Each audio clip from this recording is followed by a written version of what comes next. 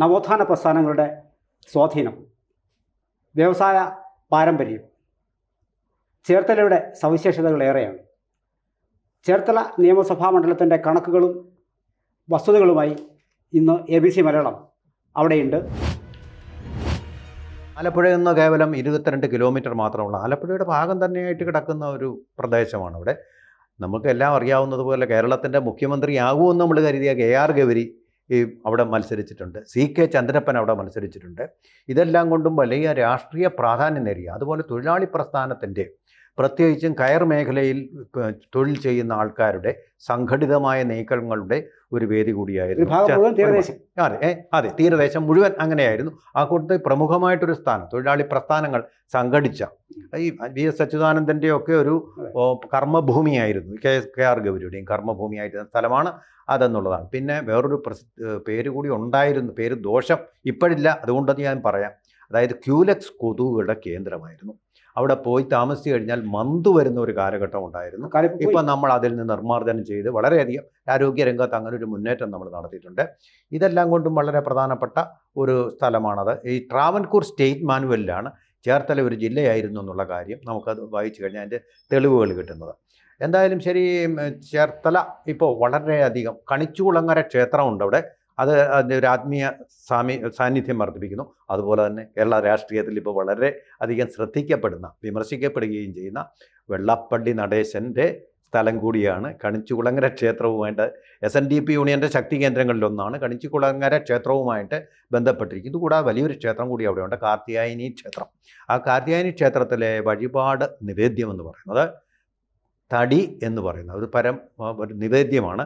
പായസം പോലെ തന്നെയുള്ള ഒന്ന്. അതൊന്ന് കിട്ടണമെങ്കിൽ നമ്മൾ വർഷങ്ങളോളം അങ്ങനെ കാത്തിരുന്നെങ്കിൽ മാത്രമേ ഈ തടി നമുക്ക് കിട്ടുകയുള്ളൂ. വർഷങ്ങളോളം കാത്തിരിക്കേണ്ടി വരും ഇപ്പോഴത്തെ കണക്ക് പ്രകാരം. മാത്രമല്ല ചേർത്തല ഭാഗത്തേക്ക് വളരെ പ്രസിദ്ധമായ ക്രിസ്തീയ ദേവാലയങ്ങൾ ഉൾപ്പെടെ ഉള്ള ഒരു പ്രദേശമാണ് ചേർത്തല. ഇനി ചേർത്തലയിൽ ഒരു 2016-ലെയും 2021-ലെയും നിയമസഭാ കണക്കുകളിലേക്ക് പോയാൽ അങ്ങനെ തീർച്ചയായിട്ടും ഈ നേരത്തെ ഒരു ക്രൈസ്തവ ദേവാലയം ആർത്തുങ്കൽ പള്ളി എന്ന് പറയുന്നത് പ്രസിദ്ധമാണ്. കടലോരത്തോട് ചേർന്നുള്ള ഒരു പള്ളിയാണ്. അതൊക്കെയുണ്ട്. ഈ നിയമസഭാ തെരഞ്ഞെടുപ്പിൽ ഒരു കണക്കെടുത്തു കഴിഞ്ഞാൽ ഈ കേരം തിങ്ങും കേരള നാട്ടിൽ KR ഗൗരി ഭരിച്ചുവിടും എന്ന് പറഞ്ഞ ഒരു മുദ്രാവാക്യം ഉണ്ടായിരുന്നു ഒരു കാലത്ത് CPM. ആ KR ഗൗരിയമ്മയാണ് ഈ പറയുന്ന ചേർത്തല മണ്ഡലത്തിലെ ആദ്യത്തെ നിയമസഭാ സാമാജിക എന്ന് പറയുന്നത്. 1957 തെരഞ്ഞെടുപ്പിൽ KR ഗൗരി മത്സരിച്ച് ജയിക്കുന്നു. 1960 വീണ്ടും ജയിക്കുന്നു. പിന്നീട് CPI ആണ് അവിടെ പ്രധാനമായിട്ടും മത്സരിച്ച് വന്നത്. CPIയുടെ ഒട്ടുമിക്ക നേതാക്കളും അവിടെ മത്സരിച്ചിട്ടുണ്ട്. ഇപ്പം നമുക്കറിയാം നിലവിലെ മന്ത്രിയായിട്ടുള്ള P പ്രസാദാണ് അവിടുത്തെ MLA എന്ന് പറയുന്നത്. ഈ P പ്രസാദിന് മുമ്പ് അവിടെ P തിലോത്തമൻ എന്ന് പറയുന്ന CPIയുടെ നേതാവ് തന്നെയായിരുന്നു. അദ്ദേഹം ഒരു തവണയല്ല, അദ്ദേഹം ഏതാണ്ട് തുടർച്ചയായിട്ട് 3 തവണ അവിടെ നിന്ന് ജയിച്ചു. 2006 ഇലക്ഷനിൽ, 2011, 2016 അങ്ങനെ 3 തവണ തിരഞ്ഞെടുക്കപ്പെട്ട അദ്ദേഹം 2011 കേരളത്തിലെ ഒരു മന്ത്രിയായിട്ടും സേവനം അനുഷ്ഠിച്ചിട്ടുള്ള ആളാണ്. അതിനു മുമ്പത്തെ കണക്കെടുത്തു കഴിഞ്ഞാൽ ഈ 2006 മുമ്പ് 2001 അതുപോലെ തന്നെ 96 ഈ 2 തവണ അവിടെ മത്സരിച്ചത് AK ആന്റണിയാണ്. അപ്പോൾ കോൺഗ്രസിലെ പ്രമുഖനായ AK ആന്റണിയും അവിടെ മത്സരിച്ചിട്ടുണ്ട്. ഇനി അതിനു മുമ്പേക്ക് പോയാൽ 1991 ജന്മസ്ഥലം കൂടിയാണ്. അതെ, 91 കണക്കെടുത്താൽ അന്ന് CPIയുടെ മുതിർന്ന നേതാവായ CK ചന്ദ്രപ്പനാണ് അവിടെ നിന്ന് മത്സരിച്ചത്. അപ്പോൾ അങ്ങനെയും ഒരു പാരമ്പര്യമുണ്ട്. അതിനു മുമ്പ് 1980 CPIയുടെ തന്നെ മന്ത്രിയായിരുന്ന PS ശ്രീനിവാസൻ ഈ ചേർത്തലയിൽ വന്ന് മത്സരിച്ച് ജയിച്ചിട്ടുണ്ട്. അതിനുശേഷം 1982-ലും 87-ലും ഏതാണ്ട് AK ആന്റണിയുടെ സമകാലികൻ എന്ന് പറയപ്പെടുന്ന കോൺഗ്രസിന്റെ മുതിർന്ന നേതാവ് വയലാർ രവി മത്സരിച്ച് ജയിച്ചിട്ടുണ്ട്. അങ്ങനെ വയലാർ രവിയും AK ആന്റണിയും CK ചന്ദ്രപ്പനും തിലോത്തമനും P പ്രസാദും ഒക്കെ മത്സരിച്ച് ജയിച്ച KR ഗൗരിയമ്മയുടെ സ്വന്തം മണ്ഡലമായിരുന്നു ചേർത്തല. ഈ കഴിഞ്ഞ 2 നിയമസഭാ തെരഞ്ഞെടുപ്പ് മാത്രം എടുത്തു കഴിഞ്ഞാൽ 2021 തെരഞ്ഞെടുപ്പിൽ P പ്രസാദ് അഡ്വക്കേറ്റ് S ശരത്തിനെയാണ് പരാജയപ്പെടുത്തിയത്. അന്ന് ഭൂരിപക്ഷം 6148ആണ്. എന്നാൽ 2016 തെരഞ്ഞെടുപ്പിൽ P തിലോത്തമനായിരുന്നു മത്സരിച്ചത്.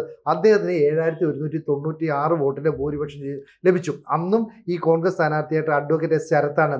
അപ്പം ഏതാണ്ട് 86.7% 2016 പോൾ ചെയ്തെങ്കിൽ 2021 ആയപ്പോൾ അത് 83.3% കുറയുകയാണ് ചെയ്തത്. എന്നിരുന്നാലും ഇപ്പോഴും CPIയുടെ ഉറച്ച മണ്ഡലമെന്ന് അവർ പ്രതീക്ഷിക്കുന്നതാണ്. നമുക്കറിയാം P പ്രസാദ് ആദ്യമായിട്ട് തെരഞ്ഞെടുപ്പിൽ മത്സരിച്ചത് ഈ ഹരിപ്പാട് വന്നാണ്. അന്ന് ഹരിപ്പാട് രമേശ് ചെന്നിത്തലയ്ക്കെതിരെയാണ് അദ്ദേഹം മത്സരിച്ചത്. ശക്തമായ മത്സരമൊക്കെ കാഴ്ചവെച്ചു, പരാജയപ്പെട്ടു. വീണ്ടും ഈ ചേർത്തലയിൽ വന്നു, അപ്പോൾ മത്സരിച്ചിരിക്കുകയാണ്. നിലവിൽ LDFൽ വിജയസാധ്യതയുള്ള MLA മാർക്ക് വീണ്ടും മത്സരിക്കാൻ അവസരം നൽകുകയാണെങ്കിൽ CPI അത് അനുഭവിക്കുകയാണെങ്കിൽ ഒരുപക്ഷെ P പ്രസാദ് തന്നെ ആയിരിക്കും അവിടെ മത്സരരംഗത്തേക്ക് വരിക. ഇതിനകത്ത് മറ്റൊരു രസകരമായ കാര്യങ്ങൾ നമ്മൾ ശ്രദ്ധിച്ചാൽ ഇതിനകത്ത് CPIയുടെ മണ്ഡലമാണ് ഏതാണ്ട്. അതെ. ഒരു തവണയാണ് CPM ഇതിനകത്ത് ജയിച്ചിട്ടുള്ളത്. അതിനകത്ത് N പ്രഭാരതണ്ടാർ ഒരു തവണ. പക്ഷേ ഏറ്റവും കൂടുതൽ ഒരു വലിയ ഭൂരിപക്ഷം ലഭിച്ചിരിക്കുന്നത് 11,760 MK രാഘവൻ കോൺഗ്രസിൻ്റെ.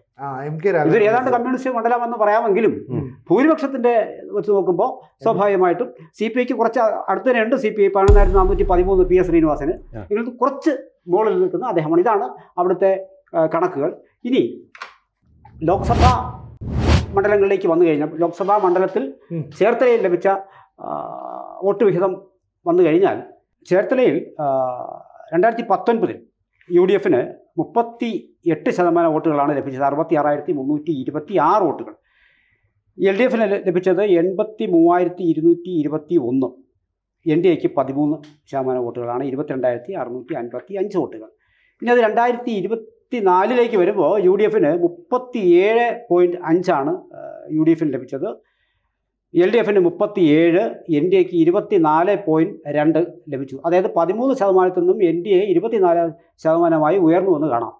40,474 വോട്ടും അവർക്ക് ലഭിച്ചു. ഒരു നേരിയ വളർച്ച ആ ലോക്സഭാ ഇലക്ഷനിൽ ചേർത്തലയിൽ കാണുന്നത് NDAക്കാണ്. ഇതാണ് ലോക്സഭാ മണ്ഡലത്തിൽ ചേർത്തലയിൽ ലഭിച്ച വോട്ട് വിഹിതം. വീണ്ടും അവിടെ P. പ്രസാദ് തന്നെ മത്സരിക്കാനാണ് ഈ പറഞ്ഞ പോലെ കാര്യം. കാരണം വിജയകരമായിട്ട് വകുപ്പ് കൈകാര്യം ചെയ്തൊരു മന്ത്രി എന്നുള്ള നിലയിൽ, കാരണം അദ്ദേഹം ആകെ ഒരു പ്രാവശ്യമേ അവിടെ മത്സരിച്ചിട്ടുള്ളൂ. അപ്പോൾ തന്നെ സൗമ്യനായിട്ടുള്ള വളരെ ജനകീയനായിട്ടുള്ള ഒരു മന്ത്രിയാണ്. അതുകൊണ്ട് തന്നെ തീർച്ചയായിട്ടും CPIക്ക് അപ്രിയനല്ല. അതുകൊണ്ട് തന്നെ അദ്ദേഹത്തിന് തന്നെ ചാൻസ് കിട്ടാനാണ് അവിടെ സാധ്യതയുള്ളത്. അദ്ദേഹത്തിൻ്റെ വിജയസാധ്യത എന്ന് പറയുന്നത് ജനങ്ങൾ തീരുമാനിക്കേണ്ട കാര്യമാണ്. അത് സാധ്യത നമുക്ക് ലോക്കൽ ബോഡി ഇലക്ഷൻസ് വെച്ച് നോക്കുമ്പോൾ ഏറ്റവും ഒടുവിലായി നടന്ന തിരഞ്ഞെടുപ്പ് അതല്ലേ. അപ്പോൾ അതിൽ വെച്ച് നോക്കുമ്പോൾ തന്നെ ചേർത്തലയിൽ UDFനുള്ള വോട്ടുകൾ 66,776 വോട്ടുകളാണ് UDFനുള്ളത്. പക്ഷേ 79,486 വോട്ടുകൾ, നല്ല വർധനവ് UDFലും കൂടുതൽ വോട്ടുകൾ നേടാൻ ഈ ലോക്കൽ ബോഡി ഇലക്ഷൻസിൽ LDFന് സാധിച്ചു എന്നുള്ളതാണ്. അപ്പോൾ അത് അവർക്കൊരു വിജയസാധ്യത കൊടുക്കുന്നുണ്ട് ഇത് വെച്ച് നോക്കുമ്പോൾ. ഇനി NDAക്ക് കിട്ടിയത് 25,490 വോട്ടുകളാണ്. അപ്പോൾ ചെറുതല്ല, ഒരു മേൽക്കോയ്മ LDFന് അവിടെയുണ്ട്. കേരളത്തിൽ ആകമാനം ഒരു 58-60 സീറ്റുകളിൽ നേടിയ മേൽക്കോയ്മയിൽ ഒന്ന് ചേർത്തലയിലുമാണ്. ഇതാണ് ഒടുവിലത്തെ അവിടുത്തെ കണക്കുകൾ. ഇനി ഒരു കാര്യം കൂടെ പറഞ്ഞാൽ KR ഗൗരിയമ്മ ആദ്യമായിട്ട് ഇവിടെ മത്സരിക്കുമ്പോൾ കിട്ടിയ ഭൂരിപക്ഷം എന്ന് പറയുന്നത് 3,332 വോട്ടാണ്.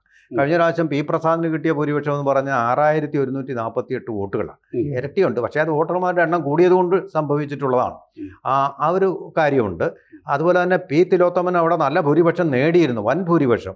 അതായത് 18,315 വോട്ടുകൾ നേടിയിരുന്നു, ചരിത്രം സൃഷ്ടിച്ചിരുന്നു. അതിനോടൊന്നും അടുത്തെത്താൻ അതിൻ്റെ 1/3 വോട്ടുകൾ മാത്രമാണ് ഇപ്പോൾ P. പ്രസാദിന് കിട്ടുന്നത്. പക്ഷേ അടുത്ത പ്രാവശ്യം ഈ ഒരു ഭൂരിപക്ഷത്തെ തന്നെ നിലനിർത്താൻ കഴിയുമോ ഇല്ലയോ എന്നുള്ളത് മണ്ഡലത്തിലെ ജനങ്ങൾക്ക് തീരുമാനിക്കേണ്ട കാര്യമാണ്.